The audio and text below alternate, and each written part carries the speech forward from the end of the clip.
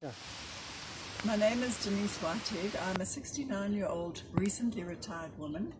I was admitted to an isolation ward at the Rosebank Clinic Oncology Department under the care of 5 excellent oncologists on the 10th of December 2000 at the age of 47, as I had not been feeling well for several months and had started losing weight inexplicably, and I was bleeding profusely from my uterus and nose.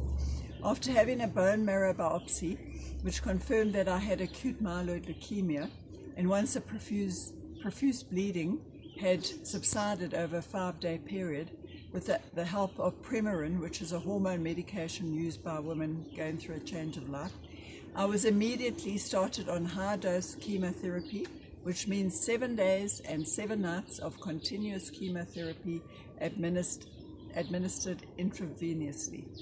After a period of 3 weeks of hospitalization, I again had a further bone marrow biopsy, and fortunately, my oncologist gave me the good news that the leukemia was in remission. Nevertheless, I had to undergo a further 7 days and nights of high-dose chemotherapy just in case. So, in total, I had 336 hours of chemotherapy. The side effects of all this chemotherapy pumped into my system are too numerous and horrific to mention. Once I had completed the second session of chemotherapy, I was scheduled to have a stem cell transplant using stem cells from my own bone marrow. Thereafter, I was to have a bone marrow transplant, and the laboratory started testing members of my family.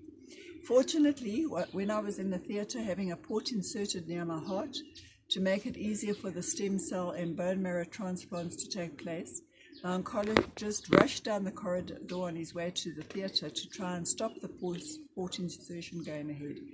He had good news from one of his partners who was attending an oncology seminar in Paris. Unfortunately, it was too late to stop the insertion of the port. The good news was that a woman my age and who had also been diagnosed with acute myeloid leukemia at the same stage as mine had been tested with 3 different oncology oral drugs over a 2-year period, post-high-dose chemotherapy, which saved her from having to have a stem cell harvest and bone marrow transplant, and she was doing well. So, this is exactly what was in store for me over the next 2 years. The chemo medication kept me too weak to contemplate returning to attend the gym where I'd done spinning and took part in aerobic classes together with circuit training leading up to my diagnosis. As I